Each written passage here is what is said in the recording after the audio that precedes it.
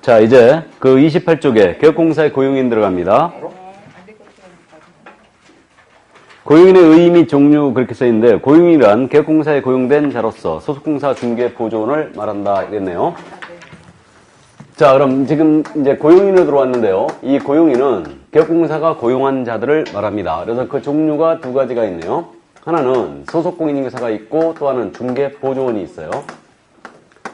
그럼 우리 소속공사 용어의 정의는 어떻게 되어 있냐면, 소속공사 말 그대로 기억하는데 개업공사에 소속된 공인인계사로서 중개 업무를 수행하거나 개업공사의 중개 업무를 보조하는 자를 말한다. 들은 적은 있죠? 그래서 소속된 공인인계사로서 중개 업무 수행하나 개업공사의 중개 업무를 보조하는 자. 중개보조는 용어의 정의가 어떻게 되냐면, 공인인계사가 아닌 자로서 이렇게 출발합니다. 이걸 명심해야 돼요. 그러나 개업공사에 소속되어 중산에 대한 현장 안내 및 일반 사무 등 개업공사의 중개 업무 관련된 단순 업무를 보조하는 자. 이렇게 되고 있거든요. 그래서 지금 현재 이 둘이 바로 개업공사가 고용한 자들이다 해서 고용인 이렇게 부르고 있는데, 자, 이제 소공을 확실히 살펴볼 때가 됐어요. 우리 소공의 정의가 소속된 공인인계사로서 중개 업무 수행하나 개업공사의 중개 업무를 보조하는 자를 말한다 이렇게 돼 있는데, 공인인계사란 말 다음에 가로 열고 뭐라고 써 있냐면, 개업공인인계사인 법인인 개업공사를 말하는데, 이자의 임원, 법인인 개업공사의 임원 또는 사원인자를 포함한다 이랬어요. 공인인계사인자로서 법인의 임원 또는 사원인자를 포함한다 이렇게 돼 있습니다. 그러면 우리가 이제 공부하기를 임원 사원 중에는 3분의 1 이상이 공인인계사이어야 한다고 그랬죠. 그러면 용어의 정의를 봤을 때 소속된 공인인계사로서 법인인 개업공사의 공인인계사로서 임원 사원인자를 포함한다라고 했으니까 소공의 종류는 두 가지가 있다는 걸 알 수 있어요.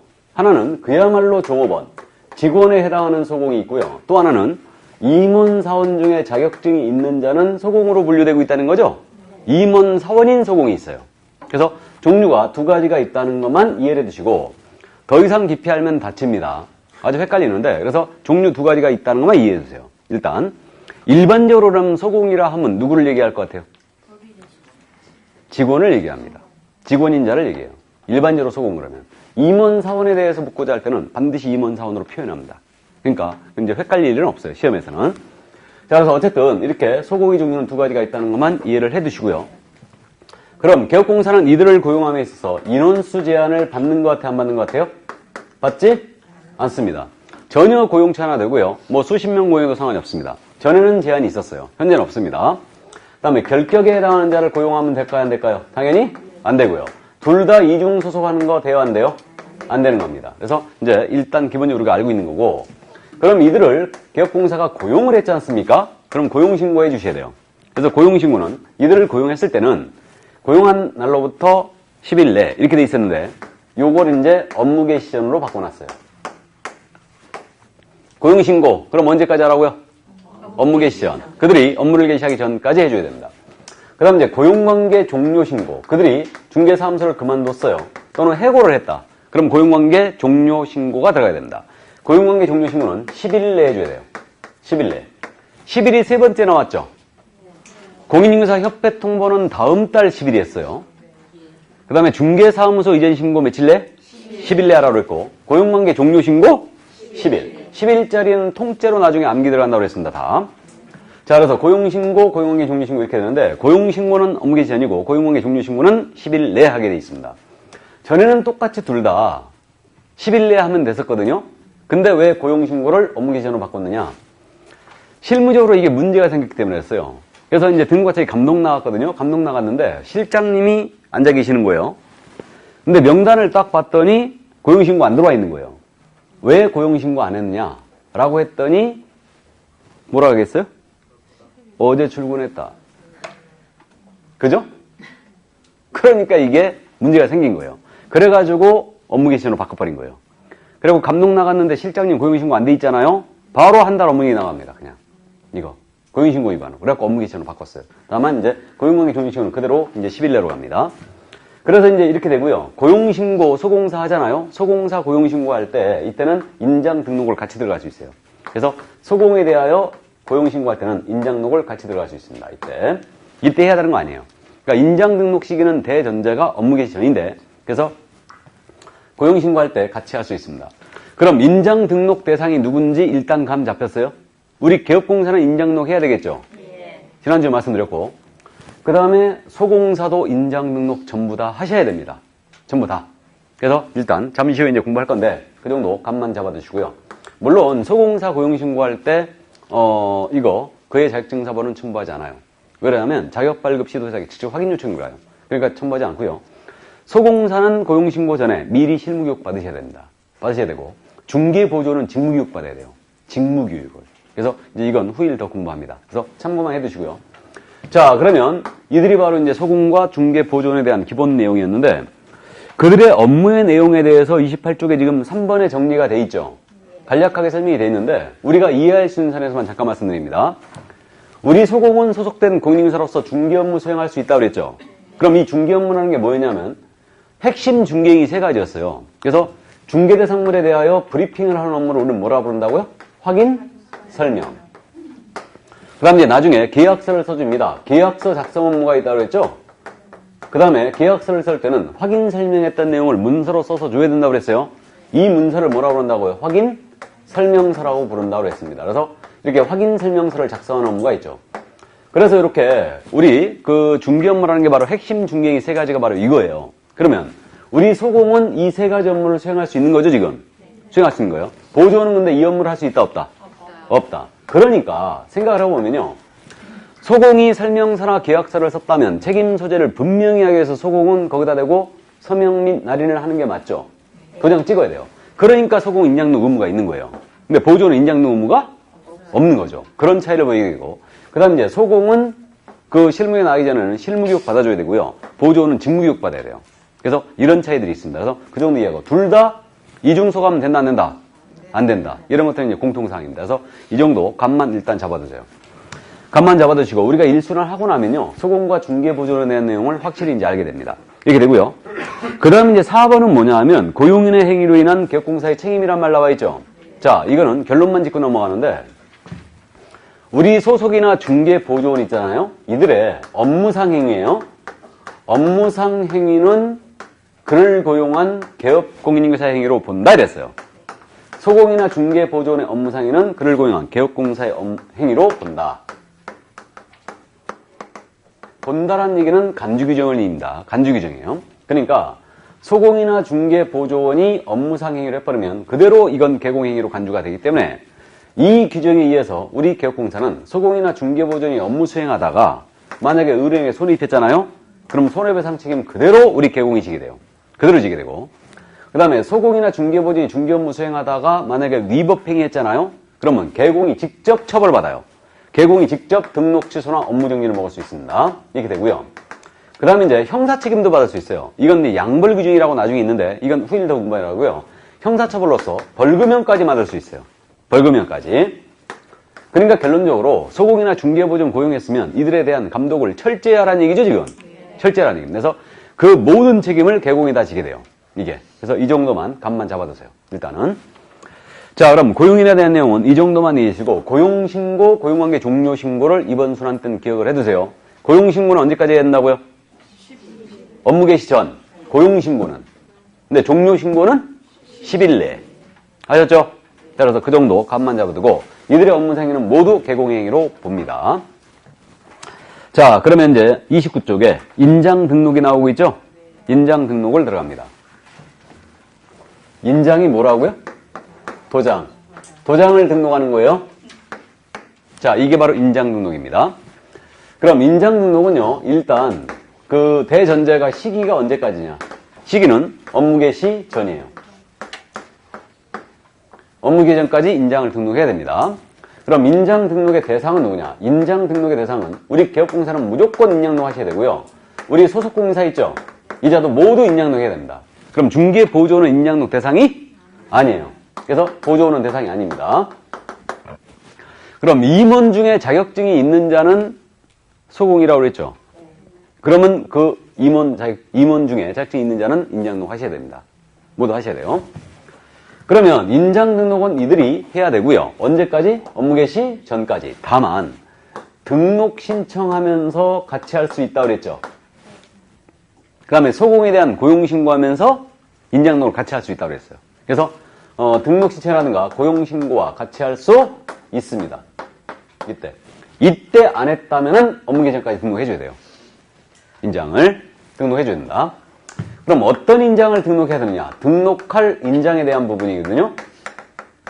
그래서 종전에 이제 요 인장은요, 반드시 인감도장만 등록하도록 했거든요. 근데 이걸 이제 푸는 거죠. 풀어서 우리 개인입니다. 개인은 누굴 얘기냐면 공인중개사인 개업공사, 중개인, 그 다음에 소속공인사예요. 이들은 모두 개인이죠. 모두 개인은 가족관계 등록부나 주민등록표 상에 선명히 나타난 인장이 돼요. 선명히 나타난 것으로서 그 크기가 가로 세로 각각 7mm 이상 30mm 이내의 것을 등록하셔야 합니다. 그러니까 개인의 경우는 이쁜 도장 파가지고 등록하면 된다는 얘기죠. 이 얘기입니다. 벼락맞은 대추나무로다가 이쁜 도장 받고 등록하시면 돼요. 반드시 성명은 나타나 있어야 되고 사이즈가 7mm 이상 30mm 이내로 들어와야 됩니다. 이게. 그럼 지금 7mm, 30mm 이제 우리는 숫자를 이제 기억하는데 7mm, 30mm를 이렇게 이해하시는 분 없죠? 사각형으로 파는데 요게 7mm고 요게 30mm 이렇게 파야 된다. 이거 이렇게 이해하시는 분 없죠 지금? 가로 세로 각각 7mm 이내, 30mm 이내 들어오면 되는 거예요. 예, 이렇게 됩니다. 그러니까 이제 실무적으로 물론 동그란 인장으로 파죠 우리가. 동그란 인장. 그럼 동그란 인장으로 팝니다. 그 다음에 이제 사각 인장 파도 상관없겠죠? 이게 되고 세모 인장 될까 안 될까요? 예? 왜 안 돼요? 가로 세로야 되니까 이것도 가로 세로 없는데요 그럼? 모양에 대한 제한은 없습니다. 근데 세모 인장 본 적 있어요 없어요? 없어요. 세모로 도장 파신 분은 한번 뜯어봐야 되죠? 예, 뭔가. 그래서 어쨌든 이렇게 되고요. 그럼 만약에 동그란 걸로 판다면 직경 7mm 이내 30mm, 7mm 이상 30mm 이내 들어와야 되죠. 그 다음에 이제 사각형으로 판다면 가로 세로 각각 7mm 이상 30mm 범위에 들어와야 됩니다. 그래서 이렇게 되는데 그러면 여기 이름은 꼭 나타나 있어야 돼요. 이름은 나타나 있어야 되고 이거 한자로 써도 상관이 없겠죠. 한글로 쓰던 한자로 쓰던 이제 상관없을 것 같은데 어쨌든 그래서 이제 이렇게 잘 써지지도 않네. 자 이렇게 그래서 이게 이제 이렇게 써야 돼요. 영문 이름으로 여기다 쓰면 어떻게 될까요?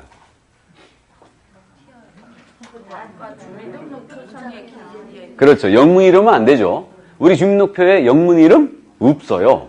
뭐 스미스한 뭐 이런 거 없습니다. 그러니까 이런 건 안 되고요. 한글은 한자로 쓰고 이제 동그라거든 네모든 상관이 없다.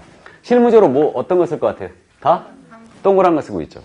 동그란 거 쓰고 있고 법무사나 변호사는 사각인장 많이 씁니다. 세무사 회계사는 동그란 거 많이 써요. 그래서 이제 사각인장은 주로 관인처럼 보이기 때문에 이게 이제 법무사, 변호사들은 이제 가끔 그렇게 쓰는데 우리는 전부 다 이제 동그란 인장을 많이 씁니다. 일단은. 그래서 이렇게 이제 개인은 이쁜 도장 봐주면 돼요. 그래서 나중에 뭐 개업을 하실 때요. 선물 뭐 해줄까 그러면 도장을 하나 파달라고 그러십시오. 대신 사주 맞춰갖고 파야 돼요. 벼락 맞은 대추나무로. 왜 벼락 맞은 대추나무예요? 네? 안 깨지라고? 이거 전부 벼락 맞았다 해요. 그죠? 벼락 맞은 대추나무여야지만 귀신을 쫓는 거예요. 그게. 도장 비싼 거는 한 돈백 하는 것도 있죠. 비싼 건 그렇게 해요.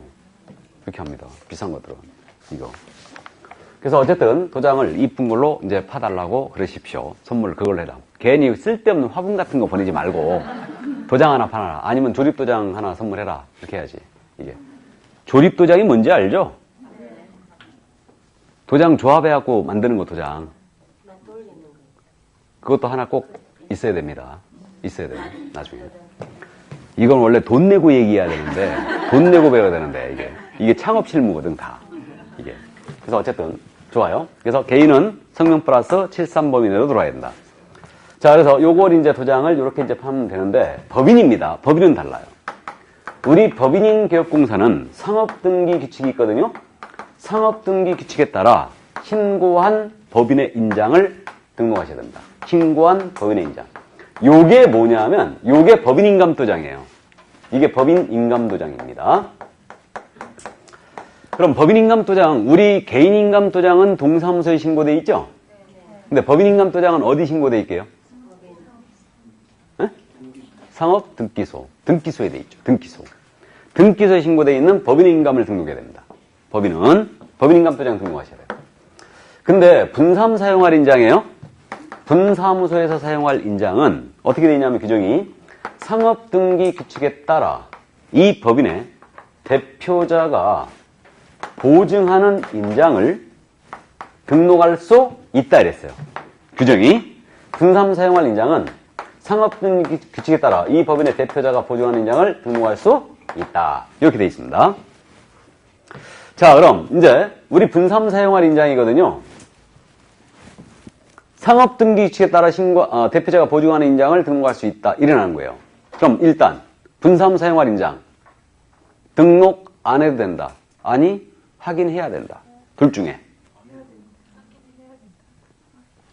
해야 된다. 이거 할 수 있다로 돼 있으니까 일단 안 해도 되는 것처럼 보이잖아요. 근데 그렇게 하는 거 아닙니다. 하긴 꼭 해야 돼요. 근데 왜 이렇게 돼 있느냐? 이건 선택권을 준 거예요. 예를 들어서 주된 사무소가 분당구에 있어요. 그럼 이 사무소에서 사용할 인장, 어떤 인장 등록했겠어요? 법인인감도장. 이거 등록했겠죠? 그럼 만약에 광명시에 분사무소가 있는 거예요? 그럼 이 분사무 사용할 인장으로서 법인인감도장만 등록하도록 한다면 이건 무지한 불편을 처리할 수 있죠? 도장 찍을 때마다 이거 갖다가 찍어야 돼요. 그러니까 선택권을 준 거예요. 이걸 등록하지 않는다면 이 법인의 대표자께서 보증하는 인장으로 등록할 수 있다는 얘기죠. 그래서 할 수 있다고 되어 있는 거예요. 이해되세요? 안 해도 된다 뜻 아니에요. 반드시 등록 확인해야 된다. 자, 그럼 대표자가 보증하는 인장이 뭐냐? 이건 이제 사실은 몰라도 되는데 일단 대표자 보증 인장이 뭐냐면 이거예요. 상법상 지배인이라는 자가 있거든요. 지배인. 상법상. 우리가 실생활에서도 지배인이 있죠. 어디 가면 있어요? 나이트. 또 호텔. 또 레스토랑. 그죠? 막강권한 행사하고 있죠. 그렇듯이 상법상 지배인자는 자신의 영업구역 내에선 소송상 소송 외의 모든 권한을 행사할 수 있는 자예요. 이게 지배인입니다. 상법상. 그럼 지배인은 자기가 업무에 사용할 인장을 등기소에다 신고해 놓을 수 있어요. 그러니까 지점등기를 하면서 등기소에다가 자기 업무에 사용할 인장을 신고해 놓을 수 있습니다. 이거를. 그럼 지배인한 자가 쉽게 얘기하면 누굴 얘기하냐면 지점장들 있죠? 우리 은행 지점장들 주로 이제 지배인들 많은데 은행 지점장 같은 경우에 예를 들어서 여기 K은행 여기 지점 가갖고 만약에 미금역 K은행 지점 가갖고 자기합수를 발행받았다. 그럼 K은행장 명의로 자기합수 발행됩니까? 여기 지점장 명의로 됩니까? 지점장 명의죠. 거기 도장 찍혀 있죠. 그 도장이 인감도장처럼 생겼거든요. 근데 그게 이 지배인 인감일 가능성이 있어요. 그래서 이게 바로 지점장이고. 그럼 우리로 돌아오면 지점장에 해당하는 자가 누구예요? 분사무소. 책임자죠? 책임자예요. 그러니까 이자가 우리 분사무소에 대한 지점 등기를 하면서 자기가 사용할 인장을 등기소에 신고해 놓을 수 있어요. 이것을 우리는 대표자 보증하는 인장으로 해석을 하고 있습니다. 그러니까 법인의 경우는요. 등기소에 신고된 인감이 아니면 절대 등록할 수 없어요. 그럼 직장생활 해보신 분은 아실 텐데 법인이 사용하는 인감이라는 것은 일단 법인인감도장이 있겠죠. 이게 있고 사용인감이라는 게 있거든요. 법인에는. 이 사용인감이라는 것은 개인의 막도장과 똑같은 거예요. 이게 여러분들이 사용인감을 어디서 구경했냐면요. 그 신규 자동차 살 때 자동차 매매계약서 쓰죠. 그러면 자동차 매매계약서를 보면요. 매매계약서 그래갖고 여기 H자동차 주식회사 해갖고 도장이 찍혀 있거든요. 이 도장이 어떻게 생겼냐면요. 이렇게 돼갖고 이렇게 돼 있고 여기에 일련번호가 매겨져 있어요. 뭐 175번 매겨져 있고 H자동차 주식회사 해갖고 대표이사 인 이렇게 돼 있죠. 이게 그래서 대표이사 인 이렇게 이게 사용인감이에요. 그러니까 지점에서 자동차 매매를 하면서 법인인감도장을 찍을 수는 없잖아요. 그러니까 사용인감이라 갖고 똑같은 걸 파갖고 일련번호 쫙 매겨갖고 각 지점별로 배포가 돼 있는 거예요. 그래갖고 이걸 찍는 겁니다. 법인인감도장은 이 부분에 뭐가 들어가 있냐면 별표가 들어가 있거나 이렇게 사각점이 들어가 있거나 점이 들어가 있거나 이게 법인인감도장이에요. 이게. 그래서 이렇게 생긴 게 사용인감이에요. 그러면 사용인감은 등기소에 신고가 돼 있느냐? 아니에요. 이거는 개인의 막도장과 똑같은 거예요. 그러니까 우리는 이 사용인감은 절대 등록할 수 없어요, 이거. 그럼 법인인감도장은 다시 두 가지로 나눠져요. 하나는 대표이사의 법인인감이 있고요. 또 하나는 뭐에게 쓰죠? 지배인 법인인감이 있어요. 이렇게. 지배인의 인감도 원칙적으로 저건 법인인감 중에 하나예요. 등기소에 신고가 되어 있는 겁니다. 그러니까 대표자 보증하는 인자라는 게 우리 법상 이 지배인 인감을 얘기하는 겁니다. 지점장의 인감이에요. 등기소 신고된. 무슨 말인지 아시죠? 참고해 두시고 직장생활 해보신 분은 이런 사유인감 같은 거 이제 들어봤을 겁니다. 그래서 어쨌든 이게 바로 사유인감이다. 이런 게 여러분들이 이제 상식이 되는 거예요. 실무하실 때 법인이 사유인감계를 갖고 왔어요. 그래갖고 법인인감림에서 첨부가 딱 돼 있는 거예요. 그러면 효력이 그대로 발생하죠. 그러니까 이제 이런 것들을 이제 나중에 돈 내갖고 이제 배우셔야 됩니다. 이거는. 자, 참고하시고. 자, 그러면 이제 우리는 지배인인감이라는 게 이거는 지점장 인감으로서 대표자 보증하는 인장으로 이제 표현한 거다. 우리 법에. 그렇게 이해하시고요. 그럼 이제 개인의 경우는 이익분도장 파악후 등록하시면 돼요. 성명 플러스 7mm, 30mm의 것을 등록하면 되고 법인은 법인인감도장을 등록해야 된다. 이게. 자, 그럼 어디다 등록해야 되느냐? 이건 등록 장소에 대한 부분인데 이 등록 장소는 등록관청에 하시면 돼요. 다만 분삼 사용할 인장이거든요. 분삼 사용할 인장은 어디다 등록해야 되느냐? 이거는 주된 사무소 등록관청에 등록해야 돼. 그러니까 광명시 분삼 사용할 인장의 등록을 주된 사무소 등록관청에 들어가라는 얘기죠? 그죠? 모든 행렬체를 분사무소는 주대인에서 한다고 그랬죠?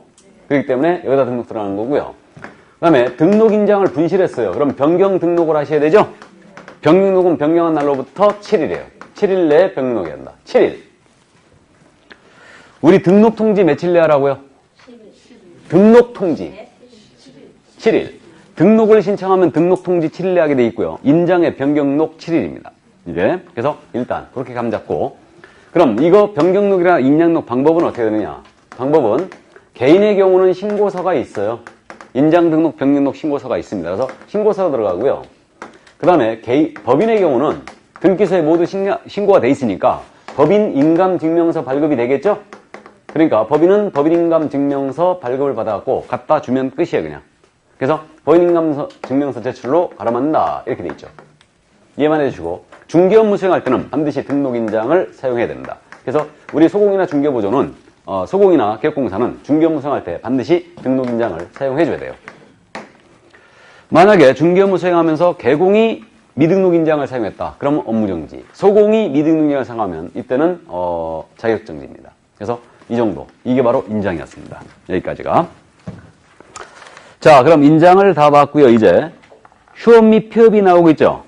휴폐업이 나오고 있습니다. 간판 철거에 대한 부분을 내가 뛰어넘었구나. 휴폐업을 보고 간판 철거를 나중에 말씀드리죠. 자, 30조. 휴폐업. 휴업 및 폐업. 자, 그럼 인장 등록에 대한 내용을 다 봤고요. 휴업 및 폐업으로 들어갑니다. 휴업은 당연히 중개업을 쉬는 거죠. 이게 휴업이고 폐업은 중개업을 문을 닫는 거예요. 이게 이제 폐업입니다. 그럼 우리는 문을 닫거나 쉬고 싶을 때는 신고를 하시고 문을 닫거나 쉬셔야 됩니다. 그냥 쉬거나 문을 닫아버리면 안 돼요. 그래서 우리 개업공사가 3월을 초과하는 휴업을 하고자 하는 때는 그랬어요. 그러면 휴업을 3월을 초과하는 휴업을 하고자 할 때는 이때는 등록증 반납이거든요. 등록증을 첨부하여 등록관청에 미리 신고하시고 휴업 들어가야 돼요. 그러면 이거 사전신고다 사후신고다? 사전신고예요. 사전신고입니다. 그러니까 쉬기 전에 미리 신고해놓고 휴업 들어가는 거죠? 휴업한 다음에 이거 신고 들어가는 거 아닙니다. 그러니까 예를 들어서 개업공사가 3월을 초과하는 휴업을 한 때에는 등록관청에 등록증을 첨부해 신고해야 한다라고 하면 틀렸어요. 할 때는 신고하는 거예요. 무슨 말인지 아시죠? 우리는 이 정도입니다. 니은하고 리을에 바꿔냈죠, 지금? 그러니까 우리 과목은 정확하게 알고 있어야 돼요. 대충 알고 있으면 대충 60점이에요. 대충 60점 맞으면 어떻게 된다고 그냥? 그냥 탈락이라고 했어요, 우리 과목은. 그러니까 정확하게 알고 있어야 돼요. 그러니까 이런 거에 빨리 익숙해져야 돼요. 정확하게. 그 다음에 언제나 휴업 신고할 의무가 있는 게 아니죠. 3월 초과하는 휴업을 할 때만 신고할 의무가 있는 거예요. 그러면 2달을 쉰다. 그냥 쉬면 되네요. 그죠? 2달을 쉰다면 그냥 쉬면 돼요. 정확하게 딱 3개월 쉬는 거예요. 그러면 신고할 의무가 있을까요, 없을까요? 정확하게 딱 3개월 쉬면? 없어요. 3월 초과니까. 그죠? 그럼 3월 이하 휴업할 경우는 신고할 의무가? 없어요. 3월 이하는. 이해되시죠? 예, 그래서 우리는 그런 것도 정확하게 이제 이해하고 있어야 되고요. 자, 이제 중개사무소에 개설 등록을 했거든요. 개설 등록 후 3월 내에 업무를 개시하지 않는다. 그럼 이때는 휴업 신고하셔야 됩니다. 기억나요? 우리 등록 통지를 받았어요. 그럼 업무 개시 해줘야 되는데 업무 개시 언제까지 해야 되느냐 시한에 대한 규정은 없거든요. 없는데 만약에 등록 통지를 받았는데 3월이 넘도록 업무 개시 않잖아요. 그럼 이때는 휴업 신고 하셔야 됩니다. 그래서 등록 통지를 문자로 받았는데 교통사고 나갖고 3개월 이상 입원을 하게 됐다. 그럼 휴업 신고 미리 들어가는 거예요. 미리 하셔야 됩니다. 자, 그다음 이제 휴업은 몇 개월 초과할 수 없다라고 되어 있어요. 6월을 초과할 수 없다. 그러니까 3월을 초과하는 휴업을 하고자 할 때는 미리 신고하는 거고 휴업 기간은 6월을 초과할 수 없습니다. 단, 이게 원칙인데 단 부득이한 사유가 있는 때는 그렇지 않습니다. 부득이한 사유라는 게 질병으로 인한 요양, 징집으로 인한 입영, 취약, 기타 이에 준하는 사유 이런 사유가 있다면 6월을 초과하는 휴업이 가능합니다. 그럼 거꾸로 해서 가면 질병, 취약, 입영 이런 경우가 아니라면 절대 6월을 초과하는 휴업은 안 된다는 얘기죠? 예, 안 된다는 얘기입니다. 근데 6개월 이상 입원해야 된다. 나 같으면 폐업 신고하겠다. 사무실 임대료 계속 내고 뭐하러 사무실 유지해요. 나 같으면 폐업하겠다. 징집 군대 지금 21개월 가죠? 그죠? 나 같으면 폐업 신고해놓고 군대 가겠다. 그죠? 취약 대학 간다. 나 같으면 폐업 신고해놓고 가겠다. 물론 놀고 묻는 대학생이니까 일단은 뭐 열어놓을 수 있겠지만 휴업 신고 취약을 할 경우 이제 6월을 초과하는 휴업이 돼요. 이게 아무 생각이 없는 거니까 이게 아무 생각 현실적으로 거의 불가한 사유들이죠. 중개인 때문에 이걸 뒀을까? 중개인은 한 번 폐업해버리면 중개인은 다시는 중개인으로 등록할 수 있어요, 없어요? 없어요. 자격증 따오기 전에 절대 안 됩니다. 중개인은 기득권만 유지하고 있죠, 지금? 그렇기 때문에 한 번 폐업을 해버리면 절대로 중개인은 중개인으로 등록 안 돼요. 이게. 그러니까 중개인 때문에 뒀을까? 좋아요. 질병.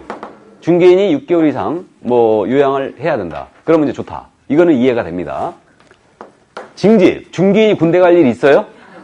없어요. 마지막 탄생의 중개인은 89년도 12월 30일이었어요. 그러니까 지금 미성년자 벗어나면서 바로 중개인이 됐다 하더라도 지금 40세가 넘었습니다, 지금. 그러니까 병역법에 따르면 40세가 나오면 감옥을 갈지언정 군대는 안 갑니다. 일단은. 그렇게 되고요. 취약. 뭐가 쉬워서 대학 가? 늙음하게. 그죠? 어쨌든 그래서 좋습니다. 6월을 초과하는 휴업을 할 수 없는데 다만 부득이한 사유 때는 그러지 않다. 자, 다음에 휴업 기간을 변경하고자 합니다. 그럼 기간 변경 신고하셔야 돼요. 이것도 미리 해야 돼요. 미리. 그럼 이게 무슨 얘기냐? 자, 이거 4개월 휴업 신고 들어갔어요. 4개월 휴업 신고 했습니다. 놀아보니까 너무 좋아. 한 달 더 놀아야 되겠어요. 그래가지고 한 달 기간 변경하고자 한다. 그럼 휴업 기간 만료 전에 미리 기간 변경 신고 들어오라는 얘기죠? 얘기입니다. 다음에 휴업한 중개업을 재개하고자 합니다. 그럼 재개 신고 하셔야 돼요. 하셔야 되는데 이것도 미리 하셔야 돼요. 재개하고자 할 때는 미리 신고하는 거예요. 그럼 예를 들어서 아파가지고 4개월 휴업 신고 들어갔거든요. 근데 2달 지났더니 확 나버렸어 이게. 그러면 이때는 중도에 재개코자 할 때는 미리 했나 느낌 팍 옵니다. 그럼 신고한 휴업 기간이 만료되어 업무를 재개코자 합니다. 이때는 재개 신고 안 해도 되느냐? 이때도 해야 돼요. 왜 해야 되냐면 휴업 신고할 때 등록증 반납했어요, 안 했어요? 반납해버렸죠? 그러니까 재개 신고함으로써 반납 받아야 되거든요. 이게. 그래서 재개 신고 받은 등록관청은 반납받은 등록증을 즉시 반환해야 한다 이렇게 돼 있어요. 즉시. 자, 여기서 잠시 이제 참고로 말씀드립니다. 즉시가 있고 지체 없이가 있거든요. 즉시가 있고 지체 없이가 있는데 둘 중에 누가 더 빠를 것 같아요? 즉시가 빠를 것 같다. 그죠? 즉시가 빠를 것 같아요. 맞습니다. 즉시는 두 글자고 지체 없이는 네 글자죠? 그러니까 즉시가 더 빨라요. 그러니까 이제 업무 처리, 이게 이제 즉시가 있고 지체 없이가 있는데, 즉시라는 것은 통상 3-4시간 내에 처리하는 거. 이게 즉시라고 그러고, 지체 없이는 되는 대로 빨리 해요. 되는 대로 빨리라는 뜻이기 때문에 정당한 사유가 있다면 다음날 줘도 이건 지체 없이 처리하는 거예요. 다음날에도. 그래서 어쨌든 그 정도 참고하시고, 이건 즉시다. 근데 우리 과목에서 즉시와 지체 없이를 바꿔가지고 틀린 지문으로 내겠어요, 안 내겠어요? 안 냅니다. 그렇게 내면 시험지 확 찢어버려야지, 이거. 그 정도까지는 내지 않아요. 이걸 날짜로 바꿔내죠. 그러니까 우리가 7일, 10일을 외워버리는 거예요. 통째로 그냥. 암기해버리는 거예요. 어쨌든 그래서 이게 바로 휴업이었어요. 이게 휴업이었고. 폐업! 문을 닫는다. 그럼 역시 폐업도 개업공사가 폐업을 할 경우에요. 할 경우에는 이때도 등록증 반납해야 돼요. 등록증을 첨부하여 등록증 미리 신고해놓고 폐업해야지. 폐업한 다음에 신고 들어가는 거 아닙니다. 미리 신고하고 폐업한다. 문 닫기 전에 신고해놓고 폐업한다. 그 다음에 휴폐업 신고사항 있죠? 휴폐업 신고사항은 모두 협회에 통보해줘야 돼요. 언제까지요? 다음 달 10일까지. 다음 달 10일까지 통보해줍니다. 그 다음에 이제 휴업폐업 신고는 전자문서 신고 안 됩니다. 근데 기간명령과 재개신고는 전자문서 신고 되는데 이거는 후일 더 하도록 하겠습니다. 일단은. 그래서 이 정도 휴폐업에 대해서 이해만 해두세요. 3월을 초과하는 휴업을 할 때만 신고할 의무가 있고 그 기간 6개월 초과할 수 없고 단 부득이한 사유가 있을 때는 6개월 초과하는 휴업이 되고 2달을 쉴 때는 그냥 쉬면 되고 딱 석 달을 쉴 때도 그냥 쉬면 되고 3월 초과할 때만 휴업 신고 의무겠다. 아셨죠? 일단 휴업 신고, 폐업 신고는 모두 사전 신고더라. 그 정도 감만 잡아두세요. 이거. 자, 그래서 휴폐업 신고 이 정도 이제 감 잡아두고 중간에 제가 하나 빼먹은 게 있거든요, 지금. 간판 철거를 빼먹었죠? 26쪽에. 간판 철거. 26쪽 3번 찾았어요? 자, 그럼 간판 철거 의무가 발생되는 경우가 있거든요. 간판이 중개사무소 간판을 말하는데 이거 중개업을 안 함에도 불구하고 간판을 그대로 놔둠으로써 무등록업자들이 사용하고요. 나아가서 의료인들에게 피해를 줄 우려가 있더라 이거예요. 그래서 간판을 지첩 철거하도록 규정을 신설해 놓은 겁니다. 일단 신설하는데 이거는 중개업을 안 할 때만 철거하는 겁니다. 일단. 그래서 지첩 철거하는데 이때 중개사무소 이전 신고했잖아요. 그럼 사무소의 간판을 지첩 철거해야 돼요. 그럼 이전 신고했으면 종전사무소의 간판이 있겠죠. 이거를 지첩 철거하라는 얘기예요. 지첩 철거하라는 얘기고. 두 번째, 등록 취소를 당했어요. 그럼 역시 사무소의 간판을 지첩 철거해야 됩니다. 등록 취소. 또 하나가 중개업에 폐업 신고했어요. 그럼 이때는 지첩 철거해야 돼요. 이거 다 중개업 안 하는 거죠. 이전 신고해버리면 종전사무소 중개업 안 하잖아요. 등록 취소나 폐업 신고는 중개업 안 하는 거죠. 그러니까 간판을 지첩 철거하라는 얘기예요. 지첩 없이. 철거하라는 얘기고. 그러면 뭐 거꾸로 결론 났네요. 휴업기간 중이나 또는 업무정지가 있다고 그랬죠. 업무정지 기간 중에는 간판 철거할 의무가 있다 없다? 없다죠 뭐. 쉴 때는. 안 했잖아요. 안 하면 행정대집행법에 의한 대집행 들어갈 수 있습니다.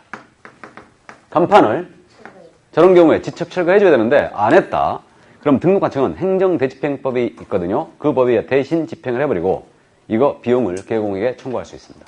이게. 근데 간판을 팔면 어떡하나? 중전중개사무소 이전하면서 그걸 갖다가 그대로 상호를 쓰는 걸로 넘겨놓은 거예요, 그냥. 그럼 그때도 철거해야 되나? 그 대표자 이름만 바꿔놨던데. 대표자 이름만 바꾸면 되겠죠? 그죠? 네, 그러면 되죠. 어떻게 잘하실까? 그래서 사무소를 넘기게 되면 이제 폐업 신고를 했다는 얘기인데, 그래도 이제 지첩시 이제 철거를 하게 돼 있죠, 의무상으로. 그럼 이제 이걸 갖다가, 그렇게 넘기게 되면 상호를 같이 이제 넘기기 때문에 결국은 그 대표자 이름을 바꾸고 그대로 쓰는 겁니다. 그래서 어쨌든 의무는 이행을 한 거죠? 의무를 이행한 거예요. 그래서 이제 그렇게 이제 해주시면 돼요. 그래서 세 가지. 철거 의무, 이제 세 가지가 있다. 그래서 안 할 때만 철거하는 거고요. 쉴 때는 철거 의무가 없습니다. 그래서 그 정도 이해만 해주세요. 그래서 오늘은 일단 여기까지입니다. 여기까지. 그럼 지금 순서대로 첫 주에는 자격을 땄고 두 번째 주에는 사무소를 열었고 오늘 세 번째 주에는 중개사무소 운영에 대한 부분을 주로 본 거예요. 운영에 대한 부분을 봤고 업무 프로세스였어요. 이거는. 그 다음 이제 다음 주에는 중기계약과 정보망이 나오고 있죠. 이건데 이제 손님이 찾아온 거예요. 그럼 이제 물건 받는 거죠. 물건 받고 손님에 대해 어떻게 브리핑을 해야 되는가 이런 내용들을 이제 다음 주에 이제 나가게 되는 겁니다. 순서대로. 이게.